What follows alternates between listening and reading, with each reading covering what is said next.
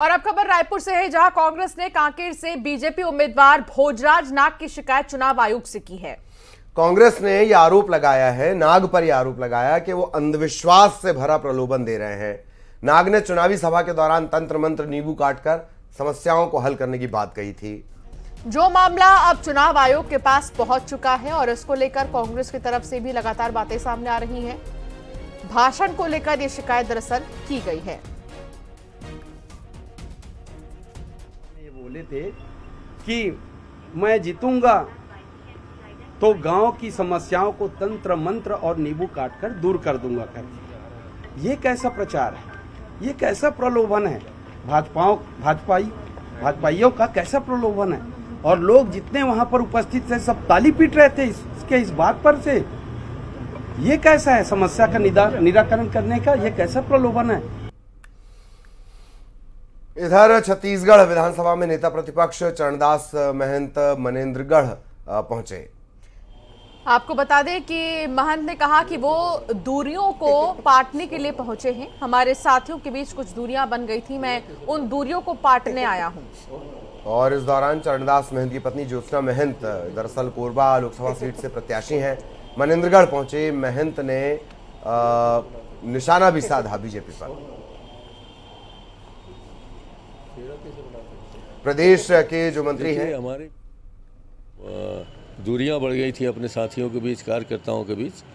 उस दूरियां को ख़त्म करने ही हम आए हैं। हमारा एक परिवार है, हमारा पूरा परिवार एक साथ है। हम बहुत अच्छे ढंग से गड्ढे को पाट लेंगे, हमें पता है। 2 दिन 2 साल 2.5 साल का मंत्री मुख्यमंत्री ये कांग्रेस में होता है। क्योंकि मैं अभी नया दायित्व जरूर है मंत्री पद का, परंतु मेरा 20 साल का राजनीतिक अनुभव है और विभिन्न पदों पर संगठन से काम करते हुए मैंने यहाँ तक पहुँचा है।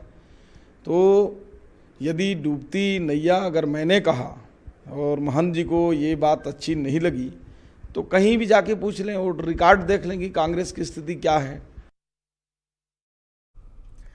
लोकसभा चुनाव 2024 के लिए बीजेपी के राष्ट्रीय अध्यक्ष जेपी नड्डा ने चुनाव घोषणा पत्र समिति का गठन किया है।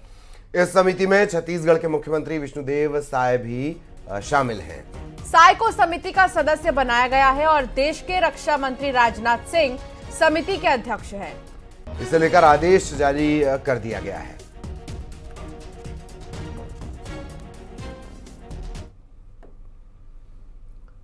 इधर सीएम साय ने कांग्रेस की नारी न्याय गारंटी योजना को लेकर तंज कसा है। सीएम ने कहा कि ना 9 मन तेल होगा ना राधा नाचेगी। कांग्रेस ख्याली पुलाव पकाती है, जनता का विश्वास कांग्रेस से उठ चुका है। उन्होंने दावा किया कि सभी 11 सीटों पर बीजेपी जीत रही है। 9 मन तेल होगा ना राधा नाचेगी। वो खाली पुलाव वो लोग पकाते रहे। अब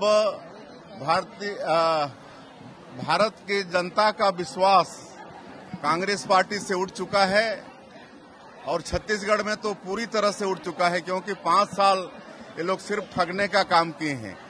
अब ये लोग चाहे 1 लाख रुपया देने की बात कहें या 5 लाख देने की कहें, अब जनता इनकी बातों पर विश्वास करने वाली नहीं है।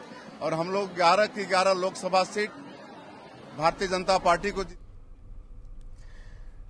और इधर दुर्ग में सीएम भूपेश बघेल ने साय सरकार पर हमला बोला। तो जो पूर्व मुख्यमंत्री भूपेश बघेल वो लगातार हमलावर हैं और उन्होंने छत्तीसगढ़ की जनता को धोखा देने का आरोप लगाया। उन्होंने कहा कि साय सरकार ने महिलाओं, युवाओं, किसानों को ठगने का काम किया। हमारी सरकार की जन कल्याण योजनाओं को बंद किया गया।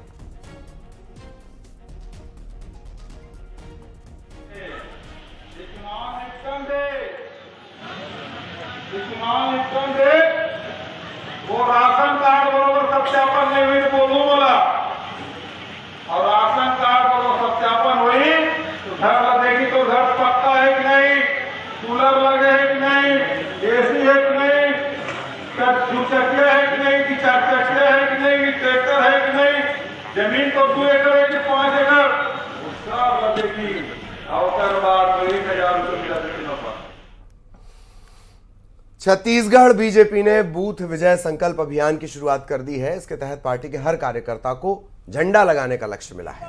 रायपुर में बीजेपी ने बूथ विजय संकल्प अभियान की शुरुआत भी की है। बीजेपी के जो अध्यक्ष हैं छत्तीसगढ़ बीजेपी के किरण सिंहदेव और डिप्टी सीएम अरुण साव रायपुर में झंडा लगाने पहुंचे। इस मौके पर उन्होंने न्यूज 18 से खास बातचीत में कहा कि वो मोदी सरकार के पिछले 10 वर्षों के कार्यों को लोगों तक पहुंचा रही हैं।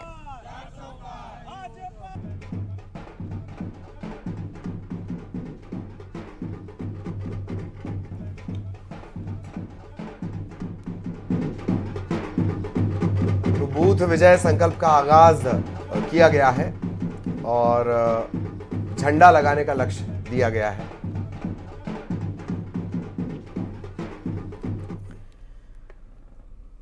और बुलेटिन में फिलहाल इतना ही। नमस्कार।